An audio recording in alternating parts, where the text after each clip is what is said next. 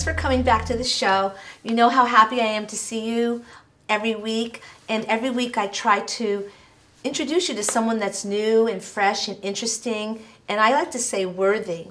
This week we're going to talk about your body. We won't talk about my body, but we'll talk about your body.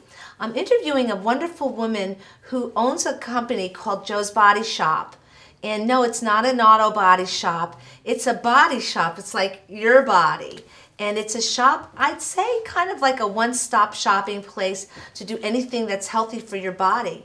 Her name is Julie Overskei. And I'm really happy to have her here today. She's going to talk to us about some great health issues. Welcome, Julie. Thanks so much, Tony. Hi. I'm so happy to be here. Thanks, everybody. We're happy to have you, you know. So massage has become very popular in the United States. It's almost become in vogue. And as some of us know, massage is a very normal mainstay for people's healthful care, in the self-healthful care in other countries. How do you account for the fact that it seems lately it's become very popular in our country? I think we're getting smart. Okay. All right. I think we realize that maybe we can't solve all of our problems by going to a hospital or going to a traditional Western allopathic doctor. Right. We're becoming more educated about our health. We're more aware of foods that we should maybe avoid. Unfortunately, we have foods that are being manufactured with pesticides. Yeah. That are creating a lot of new problems, like almost a pandemic of new problems. Pandemic. So we need to be, so people are looking for other ways to treat them. And so we're kind of pulling ourselves back to our roots. And right. To put your hands on somebody can be as effective as taking a pill from a pill bottle. Right. There's something about the healing touch. I noticed on your website, josbodyshop.com, I noticed that you have almost like a checklist of things that you can actually do. And what's interesting is that you really approach the body in a holistic way. And you talk about different types of massage for different purposes. What do you find the bulk of your clientele come to you for? That's a very good question. I think learning how to improve their body, learning how to improve their health, learning how to breathe. Breathing, that helps. Yeah, I mean, it's something we do every day, but it doesn't necessarily mean that we breathe with purpose, with intention to heal, with the depth by which we can feed our entire body, every cell, every muscle, fascicle, and fiber. Yeah. And it's also an unusual, I don't want to say it's unusual, but it's a mind and body connection. So what we think is often how we feel, is often can also become and shape us, and remodel our body, and remodel our thoughts. So sometimes people just need to come in and have a person in front of them that is giving them their undivided attention and listening, and just listening and hearing. Not necessarily always giving information, but for me to be able to accept information from them so that I can treat them appropriately and treat them as they're asking to be treated, because they oftentimes tell you how they want to be treated and what they need. What they need, exactly. When you came in for the interview this morning, you said that you had just finished with a client. And we did talk about the fact that you have clients that come to you for treatment after chemotherapy, and that you have massage techniques that help them to, I guess, somewhat detoxify themselves from the chemo. Even though they need that chemo for treatment, there's a toxicity that you actually deal with that helps them. You know, how do you actually, like, what type of massage? Because I know that you do shiatsu, you do Swedish massage, you do Reiki, which is very popular as well. Yeah. So what kinds of massage do you usually recommend for people that are going through that kind of very aggressive chemical treatment? Well, basically, effleurage, which is a flushing of the body. Effleurage? Effleurage. And I also deal with anything that I can, anything that's around me. Essential oils. Essential oils are one of the few things that can pass through the blood-brain barrier. They're very effective for all kinds of issues, for cleansing. When you mentioned chemotherapy and detoxifying, it's a difficult component because what you're trying to do is just bring comfort to a very uncomfortable situation because the body is being attacked, basically. So I deal with stones and hydrotherapy, which is water hair therapy, a lot of heat, hands-on healing, and much of that doesn't come through, it comes through me as a conduit, but it's really available to everybody. It's available in the universe. It's available. It's working between us, and it's in every fiber of what we're seeing. So I just try to keep myself open to my client and to collect healing properties, because I am not that powerful, but our universe is. Yeah. So you actually, there's some humility there. Oh, there's a lot. Yeah. Yeah. And if there's not, then I think that's the time maybe that I need to take a break, you know, or maybe I need some a self-care day if my mind isn't kind of stacked appropriately. Yeah. And that's why I love it so much. It makes me feel good as well. I don't mean to sound selfish, but it's not always just helping my client. It's really a relationship that I have with other people while I'm working with them. Right. And so people come to you for things that with like a specific illness. I imagine there are people that just come in because they have had a hard day or they have a stressful life, and so they come in for regular massages. I think most people know someone like that gets some people just get a massage once a week. Some people just do that. Lucky. Some people do it every day. I've known people that do it every day. You know? Nice. So do you have a clientele? I imagine you do have clientele like that. And do you find as you're working with them, do you kind of see changes take place with the fact that they're taking care of themselves so diligently? Absolutely. Yeah. I see postural changes. I see emotional changes. There's excitement about life where maybe there was not a lot of that before. And mostly it's just because people need to take time for themselves. If we don't strengthen and bolster and heal ourselves, we can't give all that we can to our jobs, our families, our friends, our children, and our community. Yeah. Now, I'm wondering, as you're actually giving of yourself so much to so many people on a regular basis, who's doing your massage for you? I knew you were going to ask me Who is it? question. I have so many clients that ask me the same thing. Often I barter with other massage therapists or other therapists of a different specialty, acupuncturists, some Reiki, some Lomi, some Echelon. Like I just like to try all different modalities. And by experiencing all these different modalities, I'm learning as well. So oftentimes I'll find things that I think are really helpful for something, and then I'll share them with my client. And then I just try different things, but it is difficult to arrange that schedule.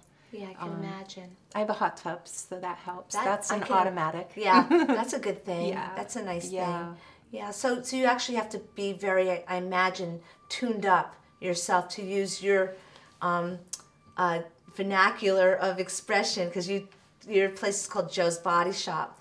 So you really have to be very mindful of yourself in order to be able to give to people like that. Absolutely. Yeah. For me to give what I think that my client, what everybody deserves, of course. I hope that I'm setting a standard. And oftentimes it's true with the shoemaker's shoes are not fixed. And that does happen, but then that's the way it goes. Yeah.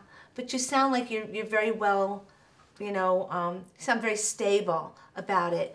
I noticed that you did have something on your website that talked about do-it-yourself. Yeah, tell me about that, the do-it-yourself approach to health. Because you were very, I was reading the list, I'm like, wow, you can do this, this, this, this, and this. Maybe the audience would like to know what they could do for themselves. You know, if you can't get to a massage, you know, if you can't do it for whatever reason, no time, or whatever your reason is. Okay, great question. Something simple, we were talking about hydrotherapy, which is healing with water. That could be heat or ice. So I think simply, and it is very simple and we don't think about it, and maybe it's kind of a somewhat quote-unquote old-fashioned thing that we've heard about, which is a foot bath. Oh. So a foot bath is not just for somebody who's recuperating from foot surgery. Yeah. It's our feet are like the exhaust system of a car, and this is true.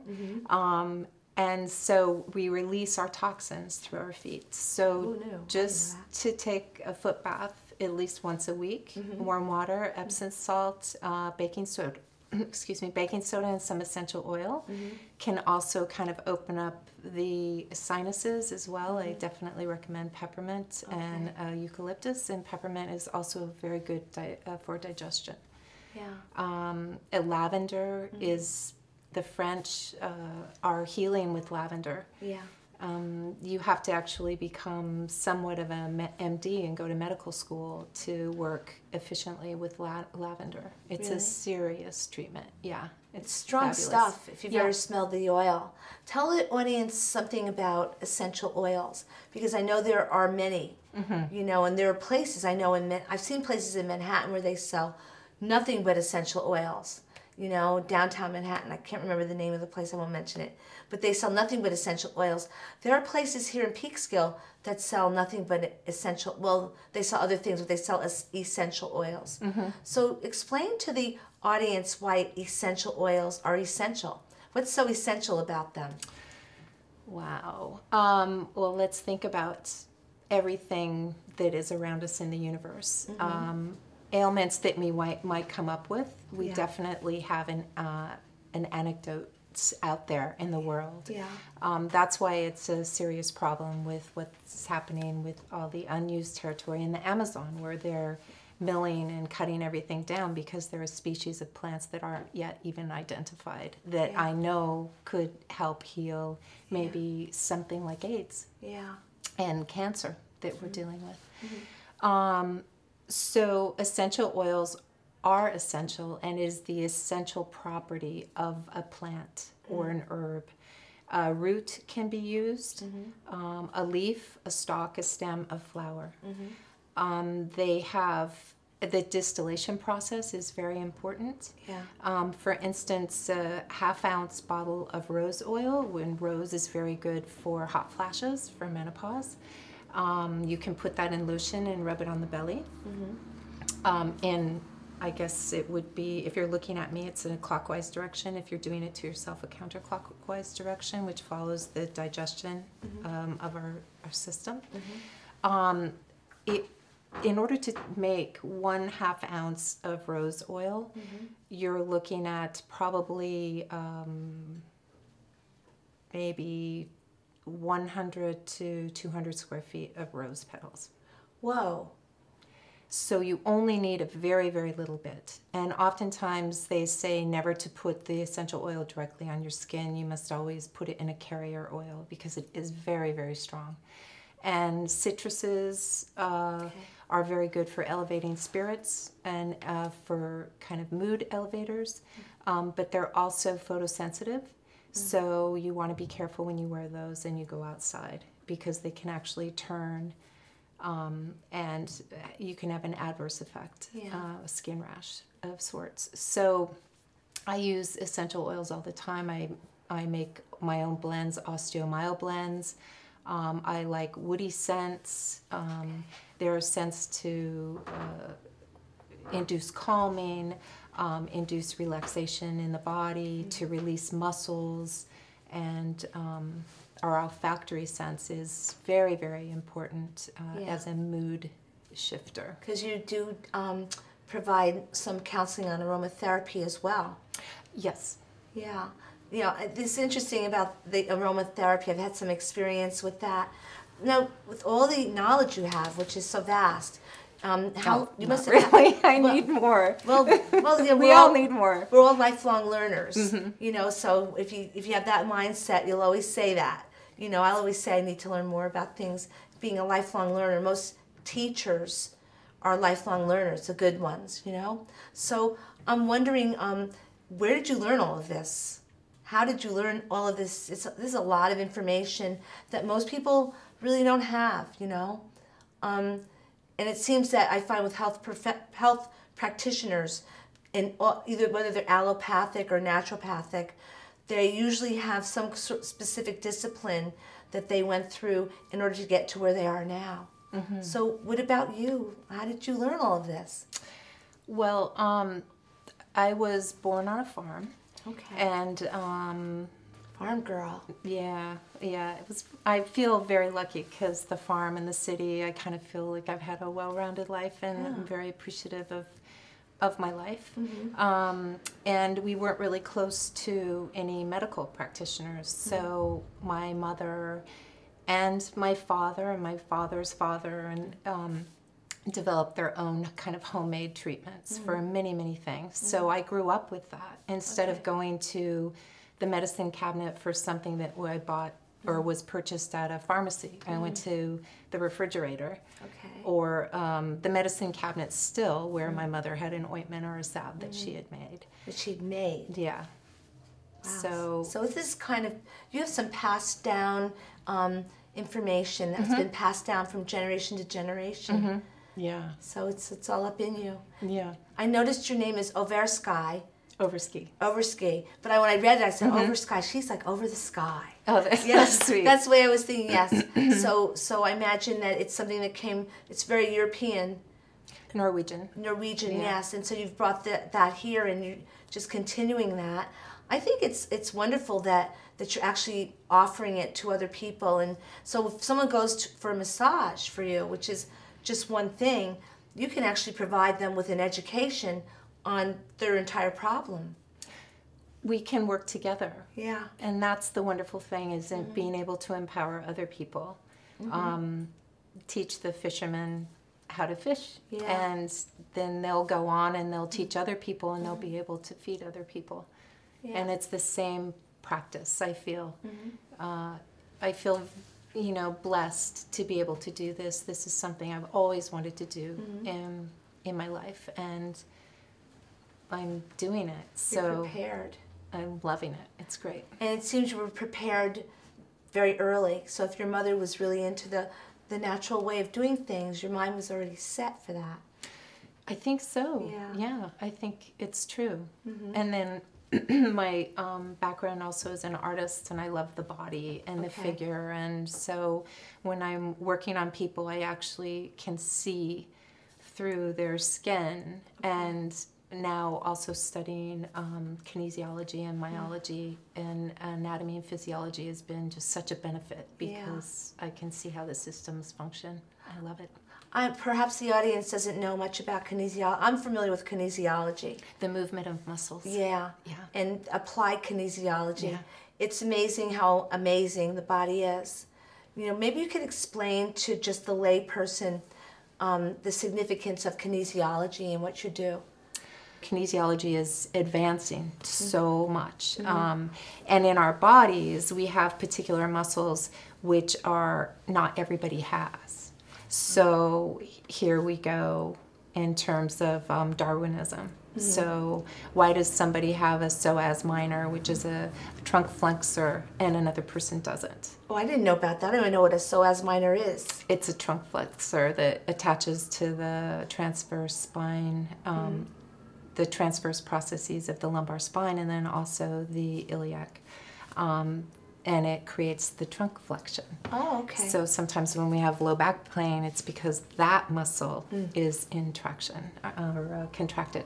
Anyway, with kinesiology, so you've got a mover and an antagonist. So both the front and back muscles, muscle groups are working together, and even though they have two different jobs. Yeah. So I pick up this glass of water.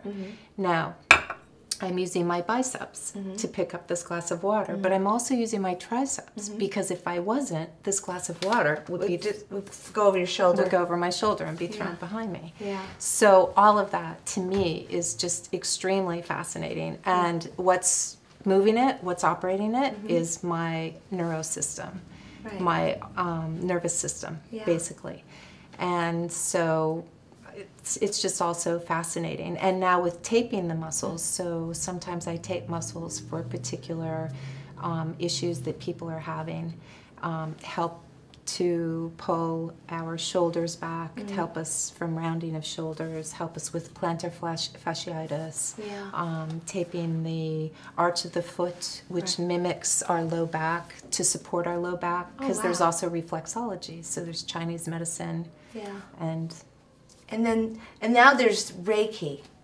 I know a couple of people that are so heavily into Reiki, and what I've noticed is that people that are really into Reiki practice, they tend to be kind of obsessed with Reiki. And I don't know exactly why that is, but no matter, you have a conversation, you can be talking about, like, you know, subgum noodles, and they're going to start talking about Reiki at some point.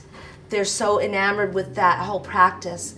Now, do you find that some people are more suitable to Reiki healing than others? I mean, when you have a client come in, how do you determine what's best for them? Well, I use my mind and my body and my surroundings. So I just had somebody ask me, how do you know if I have a problem with my right shoulder, that my left hip is out? And at that particular point, it always varies. It was intuition. It was just something I couldn't question and something that I felt. And maybe that feeling comes from past experience, but I think it also comes from a desire and a realization that I'm not the person, I'm the conduit. I'm working, something is working through me to help arrive at a better place for my client. And Reiki is I mean, we all can do it if we believe in it. It's all about intention. It's all about ordering our thoughts and also allowing ourselves to be open to something greater. Realizing that it doesn't stop here. It doesn't stop with this flesh-bearing body. And that we're so much more than that. And you can also do distance healing. Yes, that I've experienced. I have to say, it's amazing. Absolutely. From a friend. Yeah, distance healing, which, you know, I guess one has to be open to it, you know, and sometimes you think, well, I'm just like imagining it, but then you realize, like, yeah, that pain is gone forever. Tony, have you ever had those days where you just felt a little out of sorts, and then you talked to your friend, you answered the phone, your friend was like, I don't know what's going on today, and then you went to the grocery store and the woman's like, I don't understand, the machine's not working today. So there's this collective consciousness. And if we're able to share our feelings, our emotions, our knowledge, our expression, we'll find out that we're not the only people that feel that way. That's right. The collective which Carl Jung talked about, the collective unconscious, but that's a different interview. But that's okay, because it takes both of them to be in balance. Yes, and there is a balance. But yeah, exactly. I think that what I love about what you do is that you encompass all of the different disciplines for massage and for healing. And I'll just share with you that I have a friend that's a massage therapist, and when she was in school, she had to do, I guess they're called clinicals, right? And so she would say, oh, do you mind if I experiment with this massage technique on you? Do you mind? You have to sign a paper. And I'm like, oh, no, I don't mind at all. So I think I've had a little bit of each. I haven't had the hands-on Reiki, but I've had the distance. But I'd love to talk to you more about that. Absolutely. I'm fascinated by it. But like you said, there has to be an acceptance of the fact that there is something far greater than ourselves that's going to actually facilitate this or galvanize it, not just facilitate it, right? Right. Am I correct? Right. Or canonize it. Or canonize. Yeah, there you go. Yeah, no, there you go. It's true, but it is very true. I think that that you just so full of like love and life that anybody that would come to Joe's Body Shop should be very happy that you're putting your hands on them. You know, I know that you do some really wonderful things for people. I do say that I have to take my hat off to you for the fact that you're actually going and dealing with all these different energies coming to you, you know, and you're still very giving, and somehow you find a way to, you know, sort of clean the slate, you know, to be prepared for the next person, you know, and you're very relaxed as well. Oh, thank you. It's not just a Swedish massage. Not that there's anything wrong with a Swedish massage. I've had that too. I think a lot of athletes like that. But I'll say that what you're doing is so worthy and so valid and so necessary. You know, wow. It's really important. Thank you for being in the community. Thank you so much, and I thank my community for accepting me. Yeah, Peekskill loves you. Oh, I love Peekskill. Yeah, we like to have your hands on us. You know, we're going to line up for a massage. My arms are wrapping all around all the 27,000 people here in Peekskill. There you go. Pulling them in. Boom, the whole collective consciousness of Peekskill. We do need a massage. We do need a collective massage. The planet does. Yeah, for real, it's true. Absolutely. Yeah, absolutely. So what are your plans? I know your website is josbodyshop.com. Yeah. So do you have any other plans, or are you just going to expand on what you're doing, you know? And how can people reach you? Well, so I plan on, in massage therapy is this kind of gateway profession, so that I can now go off and specialize in things. So I love lymphatic massage. I love medical massage, so I'm planning on studying lymphatic and more craniosacral work, which also works very closely with Reiki. And I think that I would like to stay here in Peekskill. I feel really happy. I live here with my family. My children go to school here. I believe in Peekskill. I've been here for like 20 years. Wow, that's a good long time. And I finally now have a business downtown instead of a business running out of my house. And I feel great about it. So I'm open. I'm open to... Well, okay, I'm open to change, but change is hard for everybody. Yes. So well, we say change open to good change. Right. Human's condition is resistant to change, and at the same time naturally adaptable to it. Yeah. And which it really counts for the complexity of us all. So I want to thank you so much for coming in and talking to me about this. Thank you. I feel educated. I do. About which not totally, but I feel more educated about what I should do for myself. Oh, okay. You know, and I thank you so much. I'm always here. Thank you, Julie. Always ask anything of me. Thanks. I appreciate that. You just come in the middle of your day to come here. I appreciate that. Thank you. And thank you, audience. My audience, I love my audience so much. Thanks for coming. I'm going to thank my producer, James Brooks, as usual, and my crew, Helen Pisano and Joe Pisano. They always show up as well, and they make this show so special. Thanks for the audience for coming, and thank you, Thanks, Julie. Everyone. Thank you so much, Tony. My pleasure, and I look forward to seeing you next time. Thanks, okay? Bye! Bye, everyone.